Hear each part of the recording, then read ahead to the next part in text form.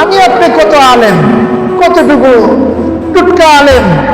ইহুদি খ্রিস্টানরা আমাদের চেয়ে, আমাদের সমসাময়িকের অনেক আলেমের চেয়ে অনেক এলেম রাখে।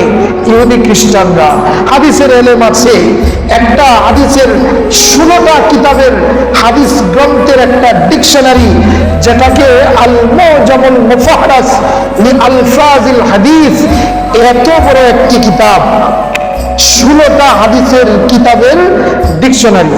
এটা লিখেছে খ্রিস্টান, তার নাম হলো ভেনসান।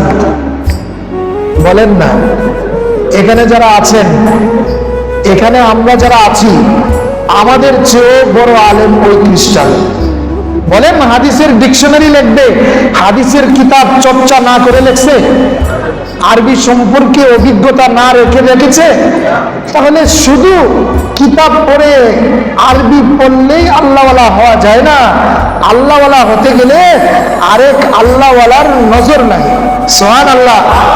এই জন্য হাকিম মোহাম্মদ থানভী রহমতুল্লাহ আলাইহি বলতেন, अरे भाई सिर्फ अरबी जानने से मौलवी नहीं होता, अगर अरबी जानने से मौलवी होता तो अबू जहल सबसे बड़ा मौलवी था। শুধু আরবি জানলেই মৌলবী হয় না। যদি আরবি জানলেই মৌলবী হইতো, আবু জাহেল সবচেয়ে বড় মৌলবী সব। আবু জাহেলকে কি বলে নাকি মৌলবী আবু জাহেল, মৌলানা আবু জাহেল? हज़रत थानवी रहमतुल्लाह अलैहि बोलें, मौलवी वो है जो मौला वाला है। सुभान अल्लाह। मौलवी वो है जो मुत्तकी और मुत्तबे सुन्नत है। मेरे भाइयों दोस्तों, मौलवी ताके बोले जे अल्लाह वाला, मौलवी ताके बोले जे तकवा वाला, जे इत्तिबाए सुन्नत, मुत्तबे सुन्नत, नबीर सुन्नतेर अनुसरण करे, ताके मौलवी बना। তো শাহ আব্দুল কাদের মুহাদ্দিস দেহলভী রহমতুল্লাহ আলাইহি মসজিদ থেকে বের হয়েছেন, তো নজর পড়ছে একটা কুকুরের দিকে। কুকুর নিকৃষ্ট প্রাণী না? কথা বলেন না। আরে ভাই, আমি আপনি কতটুকু, আমি আপনি কতটুকু বড়, নিজেকে কত বড় মনে করি। আরে আল্লাহ পাকের জান্নাতে একটা জানোয়ার যাবে, সেটার নাম কুকুর। একটা কুকুর, তার নাম আল্লাহ তাআলা ওই বুজুর্গ আল্লাহওয়ালাদের সুহবতের কারণে এই কুকুরের নাম আল্লাহ কোরআনে উল্লেখ করেছেন। সুবহানাল্লাহ। এবং এই কুকুরের নামটা উল্লেখ করলে, নামটা মুখে নিলে আমাদের মুখ নাপাক হয়। আর আল্লাহর কোরআনে কালবুহু বাসিতুন জিরাইহি বিল ওয়াসিদ, আল্লাহ পাক তার কোরআনের মধ্যে ওই আল্লাহওয়ালাদের সুহবতে থাকার কারণে এই কুকুরের নাম উল্লেখ করেছেন। এই কুকুরের নাম নিলে 3টা শব্দ, কালবুন, কাফ লাম বা, প্রতিটা শব্দে 10টা করে নেকি হয়, 30টা নেকি হবে। কালবুন কুত্তার নাম, কুকুরের নাম। এই কুকুরটা আসহাবে কাফের কিছু যুবক, তারা ওই সময়ের বাদশা, জালেম বাদশা থেকে, তার জুলুম থেকে বাঁচার জন্য তারা একটা গুহায় চলে গিয়েছিল। এই যুবকদের সাথে একটা কুকুরও পিছে পিছে গিয়েছিল। আর এই যুবকগুলো একটা গুহায় যখন চলে গেল, 309 বছর পর্যন্ত এই গুহার মধ্যে ঘুমিয়েছিল। আর গুহার সামনে এই কুকুরটাও তার পা বিছিয়ে পাহারা দিয়েছিল। 1-2 বছর না, 300।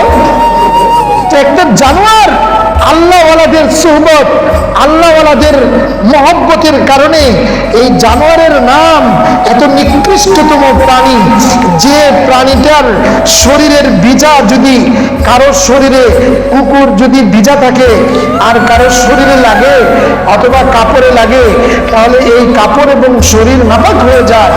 এই কুকুরটার দাম বেড়ে গেল কিসের কারণে? বলেন না, কিসের কারণে? আল্লাহওয়ালাদের সুহবতের কারণে। मेरे भाई दोस्तों, काले राबो गुजर मर्दे हाले शो, पेश मर्दे कामिले पामाल शो। এ মুসলমান, আল্লাহওয়ালা হতে চাও, কোন আল্লাহওয়ালার কাছে নিজেকে মিটায় দাও, আল্লাহওয়ালার কাছে মিটায় দাও। যদি বীজ সে মাটির নিচে নিজেকে না মিটাইতো, এই বীজ থেকে গাছ তৈরি হইতো না, চারা গজাইতো না। বীজ যখন মাটির নিচে তাকে দাফন করেছে, তখনই তার থেকে চারা উৎপাদন হয়েছে।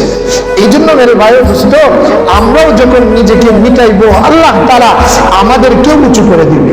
মিটাইতে রাজি আছি তো ইনশাআল্লাহ? একটা কুকুরের দিকে নজর পড়ছে, তো এখন কুকুর কি হয়ে গেল? কুকুর গেউ গেউ করে না, বলেন না? কুকুর কি করে? গেউ গেউ করে না। কিন্তু এই কুকুর শাহ আব্দুল কাদির মুহাদ্দিস দেহলভী রহমাতুল্লাহ আলাইহি, ওনার নজর পড়ার সাথে সাথে এই কুকুরের গেউ গেউ বন্ধ হয়ে গেল। এখন আর উঁচু মাথায় তাকায় না, এ মাথা নিচু করে হাঁটে, আর দিল্লির যত কুকুর আছে সব তার পিছে পিছে চলে। সুবহানাল্লাহ। যেখানে গিয়ে বসে দিল্লির কুকুরগুলো গোলাকার হয়ে বসে। হযরত হাকিমুল উম্মত থানভী রহমাতুল্লাহ আলাইহি হেসে দিয়ে বলতেছেন, আরে কুকুর তো দেখি শাহী কিলাব বন গয়া, সমস্ত দিল্লির কুকুরের পীর হয়ে গেল।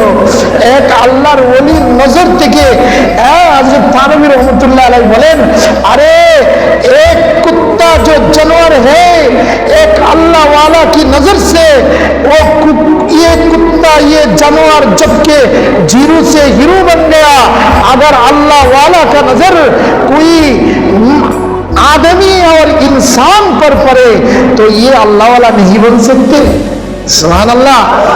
যদি এই নজর কোনো আল্লাহ ওয়ালার নজর যদি কোনো মানুষের, গুনাহগার মানুষের উপরে পড়ে, তাহলে এই গুনাহগার মানুষটাকেও জিরো থেকে হিরো বানায় দেয়। এজন্য মোহতারাম, আমাদের এই যে বসা লোকগুলো, এটা একটা নীরব সুহবত।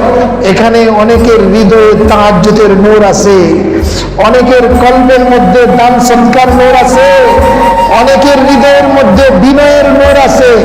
বলে না? अरे आसे की ना, इश्क की खासियत आग की खासियत, एक सीना बसीना है, एक खाना बखाना है। वो मुसलमान যেমন আগুন এক ঘর থেকে আরেক ঘরে লাগে, মুসলমানের আল্লাহর প্রেমের আগুন এক সিনা থেকে আরেক সিনার মধ্যে লাগে। এই যে পরস্পরে আমরা বসলাম, এর অর্থ এই না আমি একমাত্র আল্লাহর ওলি। না না, এখানে হাজারো আল্লাহর ওলি আছে, হাজারো মানুষ রয়েছে, প্রত্যেকের ভিতরে কিছু কিছু গুণ আছে, এই গুণের কিছু নূর আছে। আরে ফ্যান চলতেছে কিনা বলেন না? ফ্যানে কি কোনো বয়ান করে? কিন্তু আরাম পাচ্ছি কিনা? বাতি জ্বলছে, চোখ দিয়ে বাতি বন্ধ করলে দেখতে পারবেন এই বাতির দ্বারা উপকার পাচ্ছি কিনা? একজন আরেকজনকে দেখতে পাচ্ছি। মেরে ভাই ও দোস্ত, বাতি কোনো বয়ান করে না, ফ্যান কোনো বয়ান করে না। ও আমার ভাইরা, আমরা মুসলমানরা যখন আল্লাহর জন্য বসি, তো আল্লাহর প্রেমিকদের অন্তরের মধ্যে কারো অন্তরে তেলাওয়াতের নূর, কারো অন্তরে নফল রোজা রাখার নূর, কারো অন্তরে জিকিরের নূর, কারো অন্তরে তাহাজ্জুদের নূর আছে।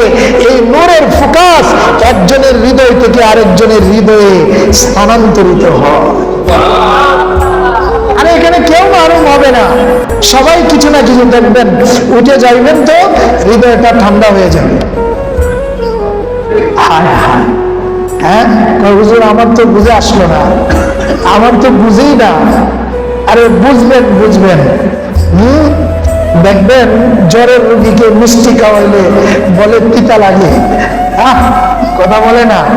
জ্বরের রোগীকে মিষ্টি খাওয়াইলে বলে তিতা লাগে। আর যে রোগী সাপে কাটা, সেই রোগীকে যদি ঝাল মরিচ খাওয়ান, ওর কাছে ঝাল লাগে না। এটা কি মরিচের দোষ, মিষ্টির দোষ, নাকি আমাদের জিহ্বার দোষ? এই জন্য এই হৃদয়ের মধ্যে কিছু গুনাহ করতে করতে হৃদয়টা কালো হয়ে গেছে। এখন ভালো জিনিস মজা লাগে না, এখন যেটা টক এটা মজা লাগে, আর উপকারী জিনিস মজা লাগে না। এই কথা বুঝতেছেন তো ভাইরা? কারো যদি নামাজ ভালো না লাগে, জিকির ভালো না লাগে, কারো যদি তিলাওয়াত ভালো না লাগে, বুঝতে হবে হৃদয়ে অন্ধকার আছে, এই অন্ধকারকে আলো দিয়ে দূর করতে হবে, পিটায়া দূর করা যাবে না। আল্লাহওয়ালাদের সুহবতে তওবার মাধ্যমে, রোনাজারির মাধ্যমে আজকে আমাদের হৃদয়টাকে পরিষ্কার করতে হবে। রাজি আছি তো ইনশাআল্লাহ? আল্লাহ আমাদের তৌফিক দান করেন। এই জন্য রাত্রেটা কিভাবে কাটাইবেন এটা বলে গিয়েছে। তো আমি একটা কথা বলবো, নফল নামাজ তো পড়বেন, জিকির